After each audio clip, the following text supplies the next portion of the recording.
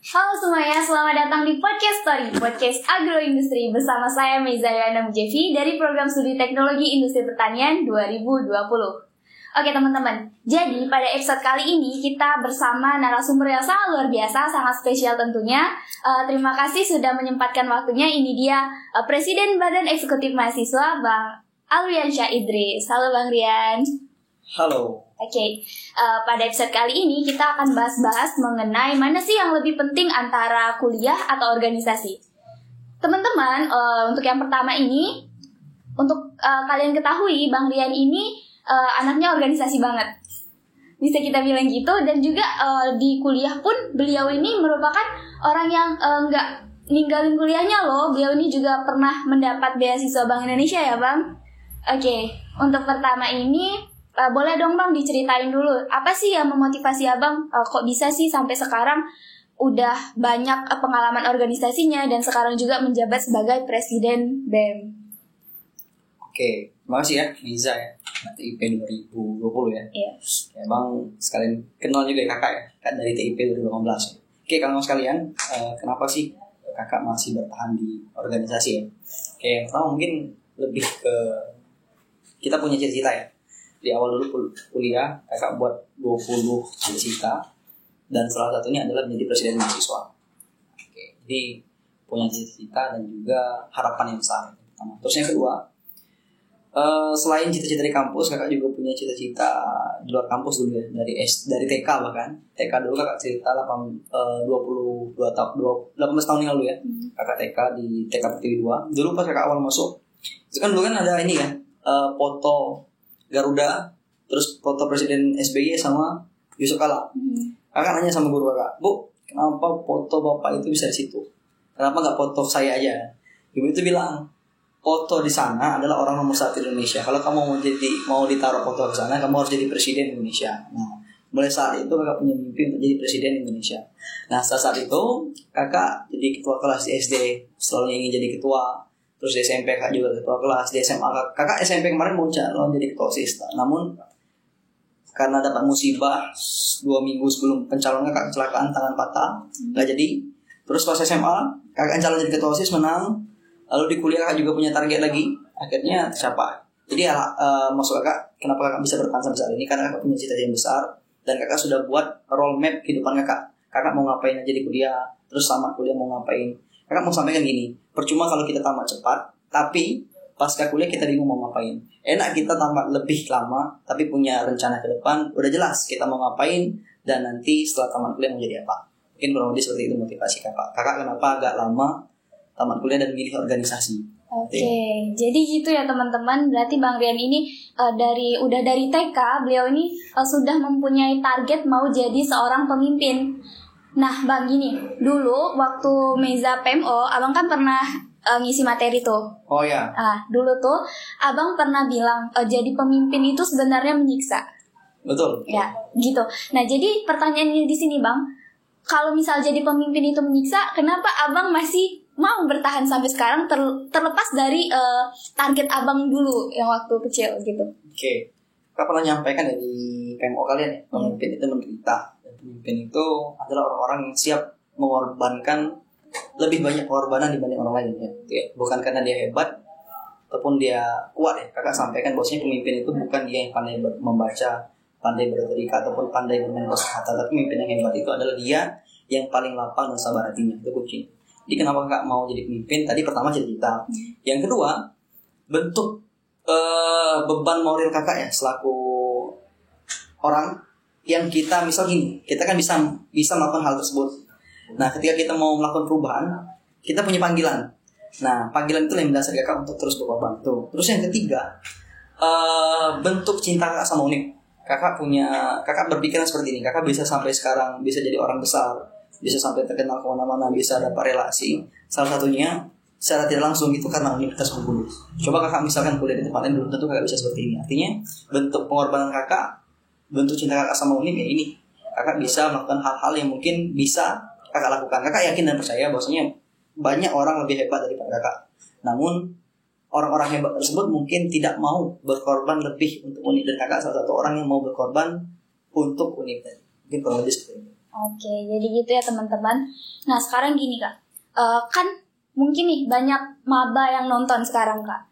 Ada yang mau mungkin gimana sih cara kalian tuh kok bisa jadi Presma sampai sekarang? Apa aja sih yang diperluin atau bekal gitu dari waktu dari jadi maba hingga sekarang bisa jadi Presma gitu? Oke, kakak sampaikan dulu ya. Ini bukan kakak sombong ya, tapi semester awal kakak IPK paling tinggi di angkatan kakak, paling tinggi kedua nih ya. Kakak punya IPK kemarin 3,83 atau 78 semester 1. Jadi kakak dulu punya tips nih. Kakak kan udah punya cita-cita kan. 1 minggu masuk kuliah kakak udah buat tadi kan mimpi. Jadi setelah udah punya mimpi itu, kakak punya target nih. Kakak ada mentor kakak dulu namanya Kak Deki, TIP 2015. Dia seorang organisator juga, orang pintar juga, dan sering menang lomba. Jadi dia itu yang jadi motivasi kakak. Jadi kemarin awalnya kakak disuruh, kata Kak Deki itu, Yan, kalau kamu mau lancar nanti organisasi, kejar nilaimu di semester 1, semester 2. Kejar nilaimu karena pas fase itu kalian belum terlalu sibuk organisasi dan mata kuliahnya belum terlalu menjurus, belum terlalu susah kan, masih ada Pancasila, masih bahasa Indonesia, matematika. Jadi kakak kejar tuh. Semester 1, semester 2 kakak ambil semua komiti biar dosen kenal sama kakak. Terus kakak jadi ketua komiti kelas kemarin. Kakak duduk paling depan biar dosen kenal, biar paham materi. Terus pas ujian kakak belajar mati-matian. Tugas kakak kerjakan 1 minggu sebelum sebelum dikumpul 3 hari minimal kakak kerjakan. Jadi semester 1, semester 2 kakak fokuskan untuk akademik. Dan alhamdulillah hasilnya IPK kakak 3,78 sama 3,68 kalau nggak salah. Itu semester 1, 2. Lalu semester 3, 4 kakak mulai tuh fokus ke organisasi. Kakak ikut HIMA, kakak ikut UKM, kakak ikut UNIM. Nah, kakak punya strategi gini. Sebelum kita mau melangkah ke jenjang yang lebih tinggi, ibarat puncak gunung kan, kita perlu daki dari bawah dulu. Strategi kakak dulu, kakak mau dikenal dulu di HIMA. Tataran HIMA, tataran fakultas, baru universitas. Jadi kakak nggak salah, nggak ada. Kebanyakan teman-teman kakak, dia langsung melangkah ke universitas. Tapi kan nggak kayak itu, karena nggak punya strategi. Kalau mau terkenal atau mau dipandang orang, kita harus memberikan dampak dulu minimal ke bagian terkecil, minimal ke kelas kita dulu. Kakak udah membuktikannya jadi ketua komite, lalu kakak jadi presidium di HIMA. Kakak coba untuk memberikan pengaruh di HIMA, ternyata bisa. Lalu kakak jadi ketua UKM di tingkat prodi sama dengan ketua HIMA, bisa. Lalu pas sudah jadi ketua prodi, ketua UKM, kakak jadi gubernur, bisa juga lewat baru jadi presiden mahasiswa. Jadi kakak mau menyampaikan strategi kakak itu bertahap. Kakak nggak mau melangkahi step yang perlu kita lalui, karena untuk mendaki gunung kita perlu dari bawah teras baru nanti puncak. Nah, kakak melalui tahap-tahap tersebut supaya kakak bisa sampai saat ini. Jadi intinya akademik kita kejar juga, dan juga organisasi jalan. Nah, untuk ngejar akademik itu bagaimana caranya? Di awal-awal semester kita kejar nilai yang tinggi dan juga pandangan dosen. Ingat, kesan pertama itu mempengaruhi segalanya. Itu sih dari kakak. Wah, luar biasa sekali ya teman-teman. Jadi kita tuh dari cerita Bang Dian ini, kita tuh harus punya tahapan gitu ya Bang. Kita harus dari rendah dulu, kemudian coba naikin lagi, dan akhirnya kita bisa sampai ke puncaknya gitu. Nah Bang, gini, kalau misal dari semester awal kan Bang, Abang tuh udah punya strategi, kejar dulu nilai. Nah, kalau untuk sekarang Bang, gimana caranya Abang tuh bagi waktu? Mungkin manajemen waktunya gimana? Yang Abang sibuk di BEM, terus gimana juga tentang mulai skripsi sekarang. Gimana Bang? Oke, kakak sampaikan sebenarnya kakak bukan orang yang bagus dalam manajemen waktu ya, tapi kakak itu kelebihan kakak mobilisasi kakak yang agak cepat. Itu pertama, kakak sering kegiatan loncat sana loncat sini nggak karuan, walaupun nggak kelihatan sebenarnya, tapi sering. Jadi tips kakak yang pertama, kalau dulu kan pas kuliah dulu ya kakak fokus utama kakak adalah kuliah. Jangan sampai jadwal kuliah ini dan jadwal praktikum lupa. Nah, itu dulu. Lalu yang kedua, baru nanti amanah di organisasi. Contoh misalkan kakak di gubernur BEM, otomatis mana yang kakak dulu kan, antara gubernur atau anggota HIMA atau di mana kan, otomatis di gubernur HIMA. Jadi kita tentukan skala prioritas. Pertama kakak, skala prioritas kakak adalah akademik, kuliah dan juga praktikum. Baru nanti skala prioritas organisasi yang lain, karena kita punya banyak organisasi kan. Pilih mana yang skala prioritas, itu yang pertama. Terus yang kedua, bahasanya? Pilih lingkungan yang bagus ya menurut kakak. Lingkungan kakak dulu alhamdulillah kayak di kawan-kawan kakak. Jujur ya, kakak sampaikan sama kalian. Tugas kakak itu sering dibantu sama teman-teman. Ada dulu yang sering bantu itu Mbak Reni, Mbak Tersia Yuni. Jadi tiap praktikum itu kakak diingatin, Yan kumpul tugas. Makanya kakak sering mengumpulkan pas semester 4, 5, 6, sering mengumpulkan laporan paling terakhir. Tapi karena kakak itu udah dekat sama kawan-kawan di HIMA, dekat sama kakak tingkat, jadi kakak tuh dipermudah semua. Alhamdulillah. Kakak yakin gini, kalau kita mempermudah urusan orang lain, yakinlah bakal nanti kalau ada urusan kita bakal juga dipermudah. Makanya kakak sering mempermudah urusan orang. Jadi kakak nggak bakal sulit karena kakak yakin ketika kita baik sama orang, mempermudahkan urusan orang, nanti pas kita punya di posisi susah, kita bakal dibantu orang. Jadi itu sih dari kakak, pilih skala prioritas, cari lingkungan yang baik yang saling mengingatkan, jangan cari lingkungan yang toksik ya. Terus yang ketiga, selalu berbuat baik sama orang. Wah, luar biasa sekali. Kemarin nih Bang, kan kemarin tuh ada aksi nih. Yang kapan ya? Aksi yang sebelum, kan kemarin aksi, terus yang kemarin lagi itu yang banyak korbannya tuh. Nah, dapat info juga nih, kan Bang Rian tuh jadi salah satu korban juga ya Bang ya. Iya. Itu gimana sih Abang tanggapan mungkin dari orang tua Abang tentang organisasi atau tentang jadi Presma gitu, kok sampai ada korban, kok sampai jadi korban gitu Bang? Sampaikan mungkin kalau di luar BEM baru yang tahu cuma BPHK. Nah, ini dihimatin ya. Karena mental 4 hari, kena psikis, tekanan dari orang tua, tekanan dari lingkungan, dan juga bentuk tanggung jawab moral. Pertama ya tadi orang tua kakak kemarin pingsan. Ya kira-kira orang tua mana yang jauh tiba-tiba lihat anaknya berdarah, cuma nggak kira-kira, cuma pingsan mereka. Pingsan besoknya langsung ke Bengkulu. Yang pertama. Terus yang kedua, kakak mau cerita sebenarnya kakak nggak tahu sih betul atau enggak, tapi ada indikasi kakak memang dicari orang karena kan pas sebelum aksi kita kan sering banjir kan Bengkulu kan. BEM itu kemarin ada bentangkan 100 spanduk ya kan, 100 spanduk tentang kampanye bencana ekologis Bengkulu ya kan, 100 spanduk kita bentangkan. Kemarin ada salah satu adalah orang ya, Intel mungkin yang ada kakak hati-hati gitu ya, jangan terlalu keras. Nah pas kayak itu sampai juga ke telinga orang tua kakak kan pulang sebelum tanggal 6 September kita aksi, pulang di awal Agustus, di akhir Agustus pulang karena ada kakak sepupu yang nikah, kakak jadi saksi, jadi pendamping.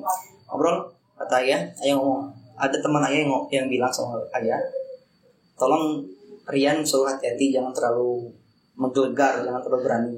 Dan pas kejadian itu kita aksi kan, akhirnya kakak ditangkap di sini, kakak digebuk ya, papa akhirnya dapat luka dan lain segala macam. Ya kakak sampai gini, kakak pada hari kakak kena psikis, mental, kena ya. Pertama tuh lihat kondisi orang yang ada yang bercabala kan, ada yang luka, ada yang kena gas air mata, terus kakak juga luka dan pernah adalah lebam-lebam dikit. Jadi kena mental lah, tapi karena kakak udah di awal kakak udah cerita sama ngobrol sama Presma sebelumnya, dia yang bilang ada risiko terburuk kayak gini, walaupun Presma digebuk itu terakhir 2009, nah, baru terakhir terulang lagi sama kakak. Jadi udah tahu ada skenario tersebut, hal terburuk, jadi udah siap sih. Jadi untuk meyakinkan orang tua kemarin butuh waktu 4 hari. Dia pernah suruh mundur jadi Presma kemarin, tapi kakak telepon baik-baik, kakak sampaikan kakak mau menuntaskan amanah yang akan kakak tuntaskan bulan Desember. Pun kakak ngomong sama orang tua kakak, ingat Bu, ya aku punya cita-cita, jadi jangan halangi cita-cita aku, ini bentuk dari pengorbanan. Kakak sampaikan juga kata-kata dari Sultan Syarif, hidup yang tidak dipertaruhkan tidak bakal dimenangkan, inilah pertarungan hidupku. Jadi mungkin dengan pertarungan ini aku bisa menang nanti di kehidupan ke depan. Terus kakak mau cerita juga nih, dosen dulu pas kejadian itu, tahu gak kalian? Dosen pertanian Ibu. Nah kakak di situ terharu juga, Prof Yuana, PA kakak. Di grup itu bela kakak, ada dosen seluruh pertanian bela kakak. Jadi dosen bilang gini, ada mahasiswa UNIP yang digebuk polisi. Jadi dia cerita segini, biasa itu mahasiswa memang nakal, yang sering demo itu mahasiswa nakal dan bla bla bla. Lalu Prof langsung nimbul, dia bela kakak mati-matian. Jadi pas sudah itu kakak dichat oleh WR3, dichat oleh dekan pertanian, dichat oleh WD3 karena Prof Yu. Kakak kakak sangat menghormati Prof Yu karena ya secara tidak langsung walaupun kakak tidak tahu dia bela kakak. Itu sih cerita yang nggak kalian tahu ya. Oke, jadi gitu tadi ceritanya. Nah, tadi kan abang bilang kalau misal abang butuh waktu untuk pulih itu sekitar 4 hari tadi ya bang. Nah, itu gimana tuh bang? Kok bisa atau gimana cara abang memulihkan diri?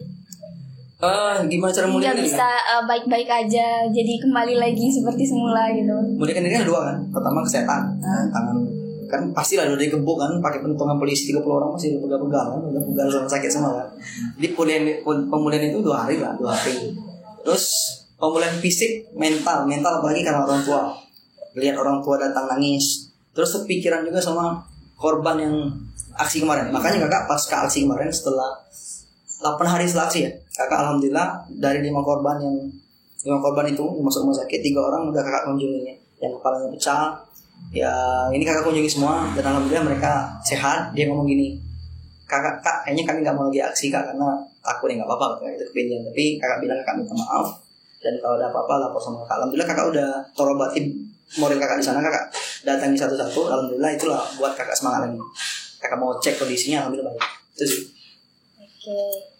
Nah ini Bang, kalau misal tadi cerita tentang pengalaman abang selama aksi, kini tentang ada nggak sih tokoh yang jadi panutan abang, yang bisa membawa abang bisa sampai ke titik ini? Boleh tolong ceritain, mungkin teman-teman semua penasaran.